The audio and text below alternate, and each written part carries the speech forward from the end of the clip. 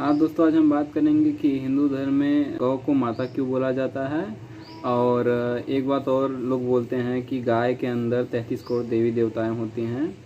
तो इस बात के अंदर कितना सच्चाई है और ये इस बारे में अपने धार्मिक ग्रंथों में क्या लिखा गया है, इसके ऊपर आज हम चर्चा करेंगे। तो सबसे पहले मैं आपको ये बताना चाहूँगा कि गाय और गौ का दो अलग अलग मतलब होता है। ठीक है, हर गाय गौ होती है लेकिन हर गौ गाय नहीं होती है। यानी कि गाय गौ का बहुत सारा मतलब होता है। जैसे कि गौ का एक मतलब हो गया है गाय, ठीक है, दूसरा मतलब हो गया पृथ्वी, तीसरा मतलब है सूर्य, चौथा मतलब है सूर्य की किरण। ठीक है, ऐसे करके बहुत सारे मतलब है।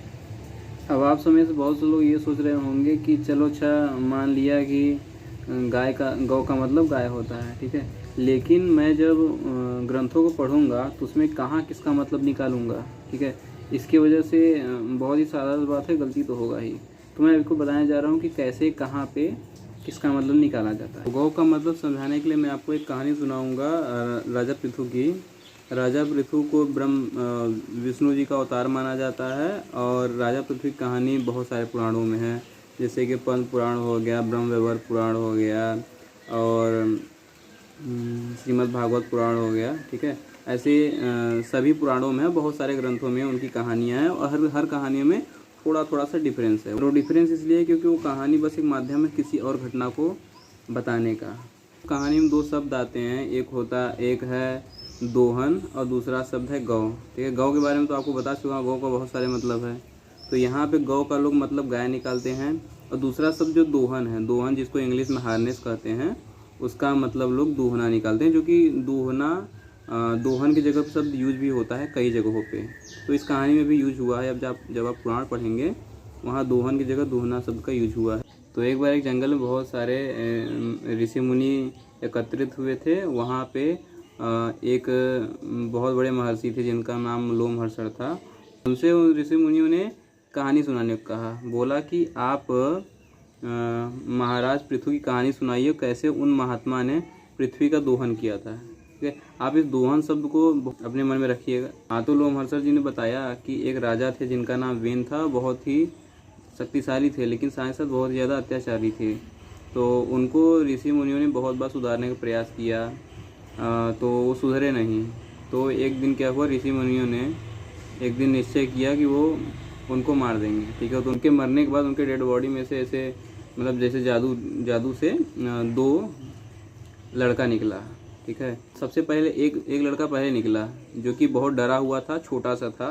तो उसको मरीचि जी ने कहा, मरीचि भी एक महर्षि हैं, उन्होंने कहा निषिद्ध। निषिद्ध का मतलब वहाँ पे बैठ जा होता है। ठीक है, तो उसी निषिद्ध शब्द जब बोला गया तो उसी से उनका नाम निषाद पड़ गया। ठीक है, यानी कि वो जो आज के समय में जो निषाद वंश है वो उसके संस्थापक थे। ठीक है, और वो जो निषाद थे उनको पूरे जल का राजा बनाया गया था। यानी कि जो जल का राजा था निषाद को बनाया गया था। ठीक है, निषिद्ध भी बोला जाता है उनको।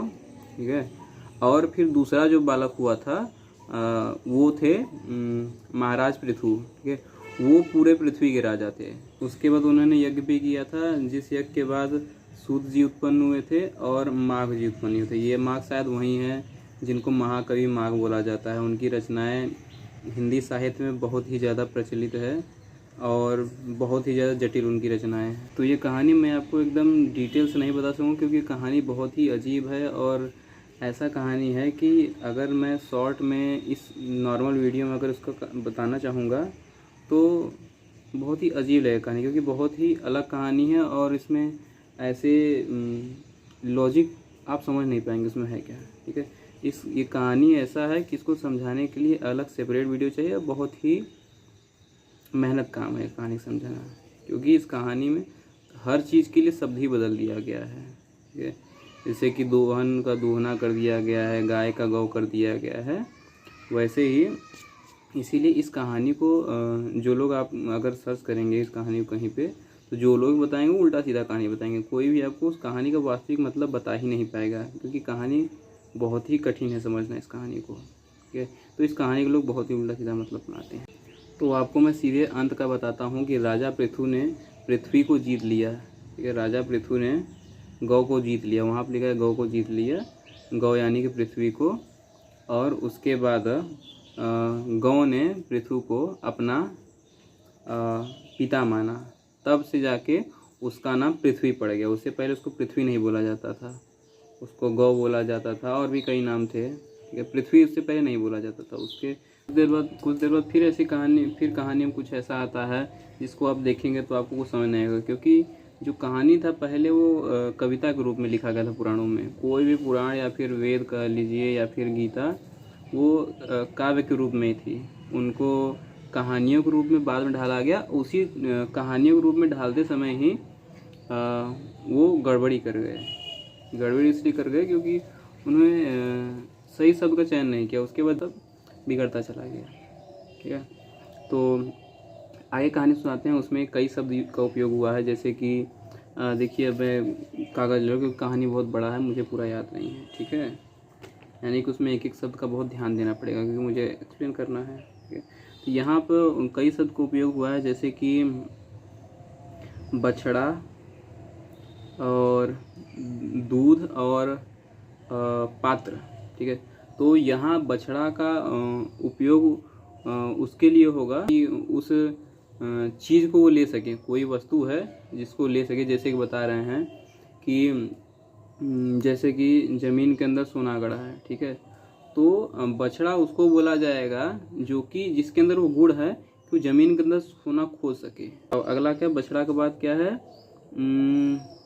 दूध, ठीक है। दूध यानी कि फल, दूध यानी कि फल, यानी कि जो दूध होता है, जैसे दूध यानी कि कुछ भी हो, जैसे कि जो सोना भी मैंने कहानी बोला है, ठीक है, वो उसका दूध है, ठीक है। वो जो सोना है वो दूध है। और तीसरा चीज़ क्या है, पात्र। पात्र यानी कि होता है बर्तन, ठीक है। बर्तन यानी कि जिसके अंदर उसको रखा जा सकता है, जिसके अंदर उसको सेव किया जा सकता है। तो ऐसे कर करके बछड़ा, दूध, पात्र और दूहने वाला, ठीक है, ये चारों शब्द का उपयोग हुआ है।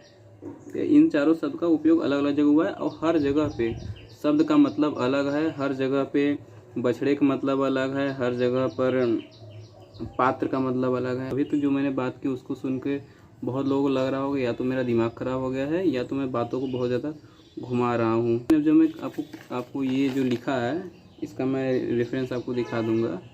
ये जो आपको लिखा है, ये जब मैं आपको पढ़ के दिखाऊँगा तब आपको मेरे बात भरोसा होगा। देखिए, यहाँ लिखा क्या है, राजा पृथु ने स्वयंभू मनु को बछड़ा बनाकर अपने हाथ में पृथ्वी को दूहा। क्या, स्वयंभू मनु को बछड़ा बनाकर अपने हाथ में पृथ्वी को दूहा, अन्न का दोहन किया। तो अब बताइए कि स्वयंभू मनु जो हैं वो एक अपने आप में एक राजा हैं, क्या वो बछड़ा हैं या फिर बछड़ा बन गए, ठीक है। और दूसरी चीज़ क्या कि अन्न का दोहन किया, क्या गाय से अन्न निकलता है, अन्न का दोहन किया वहाँ लिखा है, ठीक है। हार्नेस, दोहन का मतलब हार्नेस है इंग्लिश में, ठीक है। उसी दोहन को दूहना जब बोल देते हैं तो लोगों को लगता है ये तो गाय दूहने की बात हो रही है, क्योंकि इसी कहानी में कई जगह पे पृथ्वी को गौ बोला गया है। आगे चल के देखते हैं, ठीक है। उनके अब अगला देखिए, ऋषि, नाग, पीटर, दैत्य, यक्ष, पुण्यजन, गंधर्व, पर्वत, वृक्ष सब ने दूहा, ठीक है। मैंने इतनों ने दोहन किया है। दोहन क्या है, क्या मतलब पृथ्वी से अपने अपने काम की चीज़ें उन्होंने पृथ्वी से निकाली। देखिए आगे क्या है, ऋषियों के चंद्रमा बछड़ा बने, बृहस्पति दूहे, तपो में ब्रह्म दूध थे और वेद उनके पात्र थे, ठीक है। अभी अब मैंने आपको बताया था ना कि पात्र का मतलब क्या है, शायद मैंने बताया तो मुझे ध्यान नहीं आ रहा है। पात्र मतलब वो चीज़ जिसमें उसको रखा जा सके, जिसमें उसको सेव किया जा सके, ठीक है। लिखा क्या है, ऋषियों, ऋषि मतलब जो जिनको ज्ञान चाहिए होता है, ऋषि मतलब जिन्हें ज्ञान चाहिए होता है। तो ऋषियों के चंद्रमा बछड़ा हुआ है। अभी देखिए चंद्रमा का क्या महत्व है, चंद्रमा का ज्ञान से बहुत ही ज़्यादा रिलेशन है। आप देख रहे होंगे कि जब गुरु पूर्णिमा आता है उसमें ऐसे चंद्रमा का फोटो दिखाया जाता है, उसी दिन चांद फुल साइज में आ जाता है, ठीक है। उस दिन गुरु पूजा होता है। तो इसमें चंद्रमा का बहुत, कभी किसी और वीडियो में आपको एक्सप्लेन करूंगा चंद्रमा के बारे में। बृहस्पति बछड़ा बने, यानी क्या, जो आपको बताया था ना, बछड़ा वो जिसके अंदर कला हो निकालने का, जिसके अंदर वो आर्ट हो, ठीक है। चाहे आप उसको एक इंसान मान सकते हैं, चाहे आप उसको कोई इंस्ट्रूमेंट मान सकते हो, जो भी मानिए, ठीक है। तो बृहस्पति को थे, बहुत विद्वान थे, वो गुरु थे, ठीक है। तो वो थे बछड़ा, यानी कि उनके अंदर कला था वो ज्ञान निकालने का, ठीक है। और तीसरा क्या, तपोमय ब्रह्म दूत थे, यानी कि जो उनको फल मिला, जो ऋषियों को फल मिला वो ब्रह्म मिला। ब्रह्म यानी कि बहुत ही बड़ी चीज़, मतलब बहुत बड़ा ज्ञान, ठीक है, आत्मज्ञान। ब्रह्म के बारे में एक्सप्लेन मैं इस वीडियो में नहीं कर सकता, वो इतनी बड़ी चीज़ है कि पूरा हिंदू धर्म का सारा ज्ञान सब ब्रह्म के लिए ही है, ब्रह्म पाने के लिए ही है, ठीक है। तो ब्रह्म के बारे में मैं इसमें तो बता नहीं सकता। हाँ, अगला चीज़ क्या है कि तपोमय ब्रह्म उनके दूध थे और वेद ही उनके पात्र थे, ठीक है। पात्र मैंने क्या बोला, जिसमें उसको सैव किया जा सकते हैं, जिसमें उसको सैव किया जा सके। अब वेद पात्र है, मतलब वेद जो था उसके अंदर उसको सैव किया गया, जो उनको नॉलेज मिला वहाँ, जो उनको ज्ञान मिला, जो ब्रह्म ज्ञान मिला, उसको उन्होंने वेद में सैव किया। मैंने आपको बोला था ना कि पात्र का मतलब वो जिसमें उसको रखा जा सके, जिसमें उसको सेव किया जा सके, यानी कि वेद जो थे उसी में उन्होंने लिख के उसको सेव किया है। अब अगला क्या है कि देवता ने स्वर्ण में पात्र में पुष्टिकारक दूध दूहा, बछड़ा इंद्र बने सूर्य ने दूहा।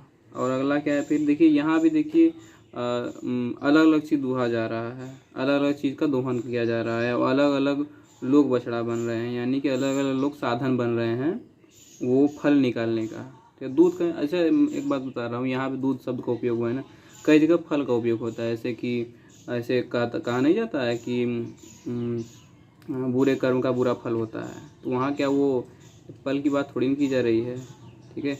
वैसे यहाँ दूध की बात करें, वहाँ दूध की बात नहीं की जा रही है, जैसे वहाँ के एप्पल यानी कि जो फ्रूट, किसी फ्रूट के बारे में बात नहीं की जा रही, ठीक उसी प्रकार।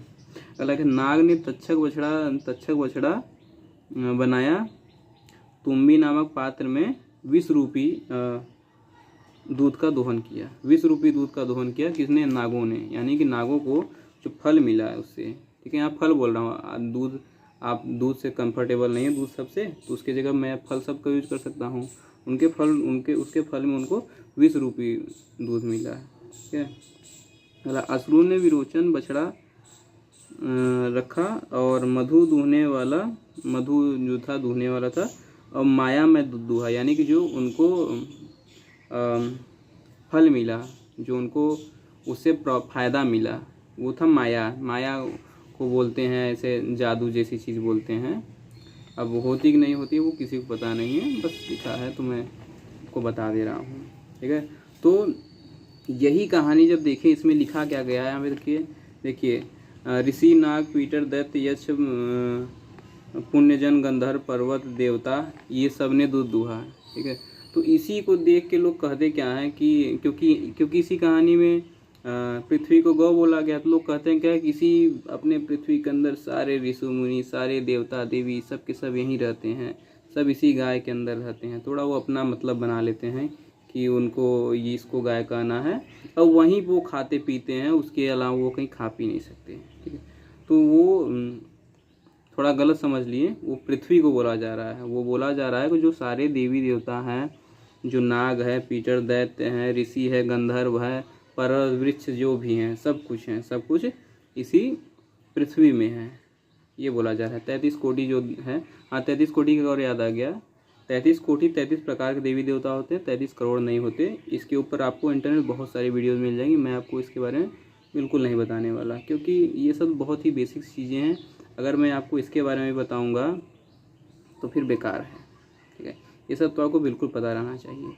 तो अब आते हैं वापस पॉइंट पे, जो हमारा मुख्य विषय था वो था कि क्यों गाय को माता बोला जाता है, गाय को माता क्यों जाता है। ये तो इस कहानी से ये तो मैंने बता दिया कि जो वो बोलते हैं ना, गाय के अंदर 33 कोटि देवी देवता हैं, 33 करोड़ हैं, ठीक है, वो तो बात झूठ है, ठीक है। लेकिन अब मैं आपको बताऊंगा कि क्यों गाय को माता बोला जाता है, गौ माता बोला जाता है। इसके पीछे लॉजिक बहुत सिंपल सा है। आप जानते हैं कि हम लोग को जो भारतीय संस्कृति है, जो हिंदू धर्म है, वो क्या करता है ना, कर्म के आधार पे भी पद देता है, ठीक है, और जन्म के आधार पर भी बहुत सारे पद देता है, ठीक है। कर्म के आधार पे पद देना का मतलब क्या है कि अगर कोई जीव है या फिर कोई भी इंसान हो चाहे जानवर हो, अगर वो हमें कुछ ऐसा दे रहा है तो जैसे कि जो गाय होती है वो हमें दूध देती है, और जब हम गाय का दूध पीते हैं तो वो उन्हें माता का दर्जा दिया जाता है। क्योंकि देखिए एक इंसान केवल अपने माता का दूध पीता है, ठीक है। तो इसमें कहा क्या गया, अगर आप गाय का दूध पी रहे हैं तो उन्हें आपको माता का दर्जा देना पड़ेगा, आपको उन्हें सम्मान देना पड़ेगा। ऐसा नहीं हो सकता कि आप एक जानवर की तरह पाल रहे हैं। ये बहुत ही ज़्यादा अधर्म, बहुत ही अन्याय और बहुत ही पाप वाला काम है। फिलहाल आज के समय में देख रहे हैं गायों के साथ और सभी जीवों के साथ बहुत ज़्यादा अन्याय होता है, जो कि बहुत ही ज़्यादा गलत है। इसके बारे में मैं कभी और बात करूँगा, ठीक है। और जो गाय की महत्व था वो बस इतना तक नहीं था, गाय का महत्व इतना ज़्यादा था उस ज़माने में कि आप कल्पना नहीं कर सकते।